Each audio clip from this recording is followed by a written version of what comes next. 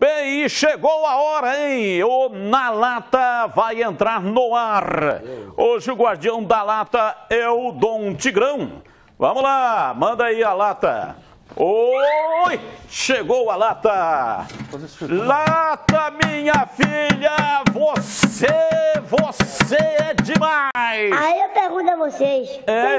Pergunta lá, vamos ver. Na lata. Na lata. O que será que tem nessa lata hoje, hein? La pergunta? Comentaristas serão sabatinados impiedosamente. Só vem com pergunta. Tô com medo. Por que tem essa palavra sabatinados, hein? Sabatinados é o quê? Por causa é uma sabatina? Sabatina. Sabatina. Sabatina era o nome que era dado para a prova, né? Então é a prova, é para testar conhecimento, se você passa de ano ou não. Sabatina, prova de conhecimentos, é isso. Você é o bichão mesmo, hein, doido? É, pô. Ele é o bichão, o Tigrão é bichão. Olha lá, ó, é a bichona. Na lata. Ela vem aqui secretamente produzida, né? Era uma quarta-feira, 19 de novembro de 1969. Puta que... Santos e Vasco se enfrentaram no Maracanã pelo torneio Roberto Gomes Pedrosa. 65 mil torcedores no estádio. Certamente, nesse dia, foi um momento histórico para qualquer amante de futebol. O jogo estava empatado 1-1. Fernando, um zagueiro revelado pelo Juventus da Moca, cometeu um pênalti em Pelé. Ele, Pelé, bateu e fez um 1000º gol. Fernando Silva, esse é o momento em que o árbitro marca o pênalti, aí já a foto depois que o Pelé bateu. O Fernando jurou que não fez pênalti. Esse é o Fernando, ó. Culpou o árbitro pernambucano Manuel Amaro de Lima, que teve a ajuda do auxiliar Luiz Carlos de Oliveira. Fernando explicou 2, 3, 100 vezes o lance. Ninguém dava razão para ele, para as palavras dele. A cada novo aniversário do 1000º gol do Pelé, ele era sempre procurado para explicar o lance. O árbitro alegou que o Fernando pegou o Pelé por baixo, acertou a perna dele e o derrubou. Tá aí o Fernando, revelado pelo Juventus da Moca, e que a carreira dele foi marcada por esse pênalti que ele cometeu no Maracanã. Antes que você pergunte, quem começa hoje? Quem começa hoje, hein? Quem começou ontem foi o Kleber. Sou eu hoje? Hoje é você. Tá bom. Hoje Tô perguntando é você. antes para não ter a pergunta ainda, né? É, exatamente. Para não facilitar para ninguém. Então, vamos lá. Imagens do jogo do Maracanã. Imagens do jogo do Maracanã, 1969. Olha lá, o Fernando cometendo pênalti. Chargeou. O Fernando tem razão de falar que não foi pênalti, que ele não cometeu o pênalti, ou foi pênalti? Com essa imagem eu não consigo ter conclusão nenhuma. Tem um encontrão aí. Sei não, hein? Tô achando que não foi pênalti não, hein? Para mim, inconclusivo. E para você, Tigrão? Foi nada. O Criolo se jogou. Bom, Foi nada, se jogou. e a pergunta? Lá pergunta. Olha só. De novo, ó. Estranho. Eu acho que o Pelé se enrosca nas pernas do Fernando e cai. Estranho. O zagueiro que está do lado é o René. Caiu. É, exatamente. Uma vez, no Morumbi, o Samuel, que infelizmente já faleceu, grande zagueiro revelado pela Ponte, estava jogando no São Paulo. O Pelé entrou assim, com essa velocidade toda que ele tinha, e o Armando Marques estava apitando. Olha o gol aí, ó. O Armando Marques estava apitando. Abre a tela, a batida do pênalti, o 1000º gol do Pelé. Olha lá, com paradinha. E o Pelé segurou... Aí o jogo acabou, né? O Pelé segurou no braço do Samuel, segurou, laçou assim braço com braço, deu um baita grito e se jogou. Pênalti. O Armando Marques entrou na dele. O Pelé é de outro planeta. Gênio. Aliás, ele paradinha. Ele foi pro gol uma vez, que o goleiro foi expulso, não podia substituir mais. O goleiro se contundiu, melhor dizendo. E o Pelé pegou um pênalti contra o Grêmio. Na lata! Qual que é a pergunta? A pergunta é: qual o nome do goleiro do Vasco quando o Pelé marcou esse 1000º gol? Pra mim? É, você responde primeiro. Andrada. Andrada. E pra você, Tigrão? O argentino Andrada, que fica socando o chão ali, que ele não queria ter tomado o 1000º gol. Bobagem, pô. Entrou pra história. Teve muita sorte. Ele, quem fez o pênalti, todo mundo. Ficaram marcados pelo lance, né? Andrada, argentino.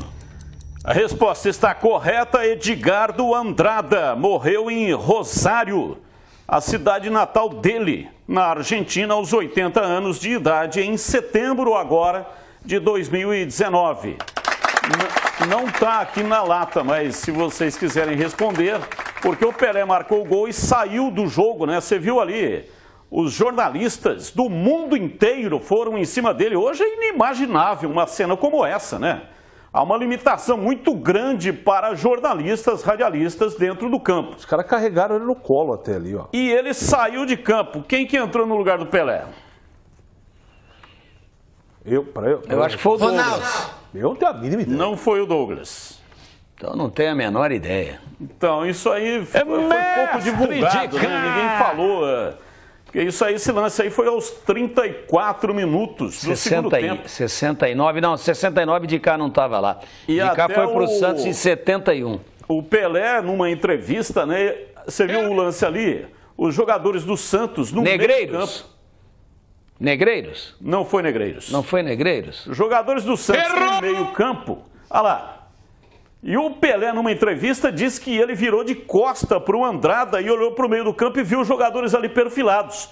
Aí ele disse que tremeu na batida do pênalti. Se o gênio, se o maior de todos tremeu, então todos que batem e perdem pênalti emoção, né, estão já devidamente perdoados. Esse foi o primeiro dia que o Pelé... Os companheiros dele antes da batida, emoção. Esse foi a primeira oportunidade em que o Pelé saiu um pouquinho, né, do discurso futebol.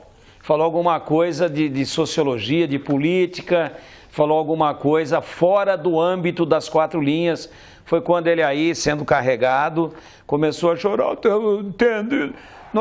Nós temos que preocupar com as criancinhas do Brasil, entende? Porque a criancinha do Brasil é o futuro, entende? Foi esse dia. E foi o Jair Bala que entrou no lugar do Pelé. Jair Bala, pô. Jair Bala. E olha, é o seguinte, vamos seguindo aqui, né? Vamos seguindo aqui, ó.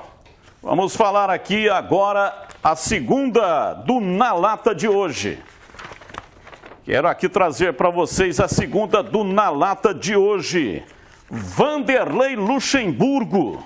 Vanderlei Luxemburgo encerrou a carreira de treinador de futebol e virou político. Vai se candidatar ao Senado por Tocantins. Vanderlei Luxemburgo recentemente fez 70 anos. Olha aí, ó, novinho, com a camisa do Palmeiras. E o Luxemburgo, é impossível falar nele sem listar os maiores técnicos brasileiros da história. Ao lado de outros grandes, né? Tele Santana, Zagallo, Felipão, enfim. Ronaldo. Realmente, o Vanderlei Luxemburgo, arquiteto de times brilhantes, como o espetacular Palmeiras de 96 e o supercampeão Cruzeiro de 2003. Olha só, 5 títulos do Campeonato Brasileiro, 9 paulistas, uma Copa do Brasil, uma Copa América pela seleção e diversos estaduais. Conquistou pelo Brasil afora, com o Sport, Flamengo, Atlético Mineiro, Cruzeiro, entre outros, 14 estaduais. Luxemburgo conquistou.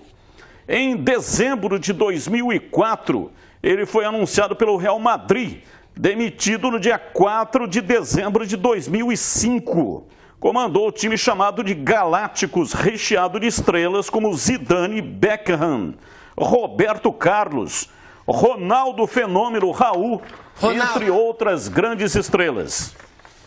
E ele realmente não conseguiu sucesso no Real Madrid, acabou, portanto, sendo demitido. A única coisa que ele conseguiu foi classificar o time para as oitavas de final da Champions League. O Luxemburgo iniciou a carreira no Bragantino, conseguiu seu primeiro grande feito conquistando 2 títulos e conquistou o título do Campeonato Paulista de 90. Nós temos imagens aqui desse Campeonato Paulista de 1990. Esse é o time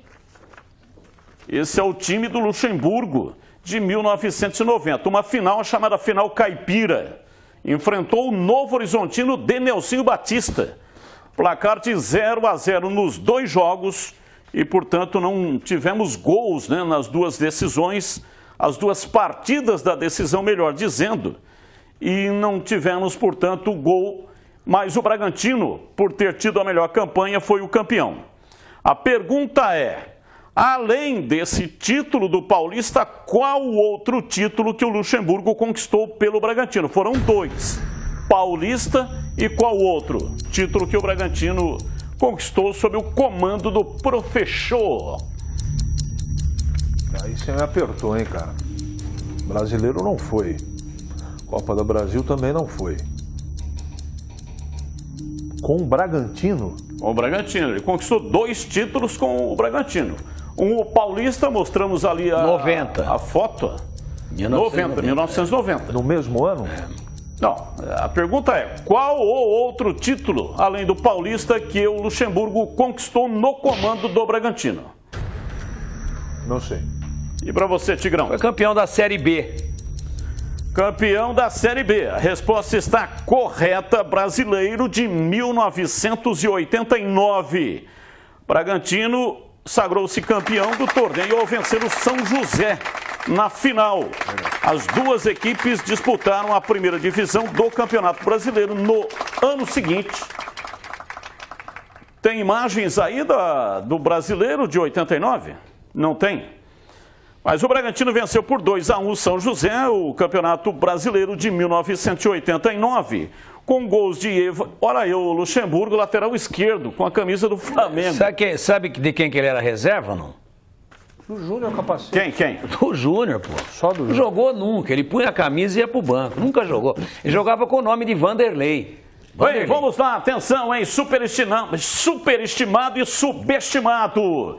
Quem está hoje aqui no superestimado e subestimado? O William. Foi revelado pelo Corinthians e no mesmo ano que subiu para o profissional foi vendido ao Shakhtar da Ucrânia. Após quase 6 temporadas, foi vendido, acumula passagens pela seleção brasileira e disputou a Copa do Mundo de 2018. Entre os títulos estão o Campeonato Ucraniano, o Campeonato Inglês, Copa da Inglaterra, Liga Europa, Sul-Americano Sub-20 e Copa América. Além disso, foi eleito o melhor jogador do Chelsea na temporada 2015-2016. Vamos lá, CH, superestimado ou subestimado William? Eu tenho que falar subestimado porque ele é um baita de um profissional.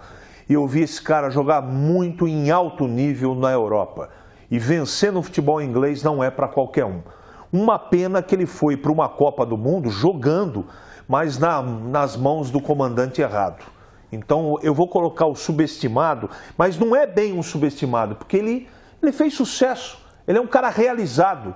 Então, eu acho que ele merece mais, porque eu admiro como jogador e como profissional. E para você, Tigrão, superestimado ou subestimado William? Subestimado, deveria ter recebido, numa idade mais jovem, mais chances na seleção brasileira de futebol. E esse foi o Na Lata de hoje. Muito obrigado para todos que acompanham aqui o Na Lata no programa Os Donos da Bola. Agora mais cedo, hein? Começando ao meio-dia.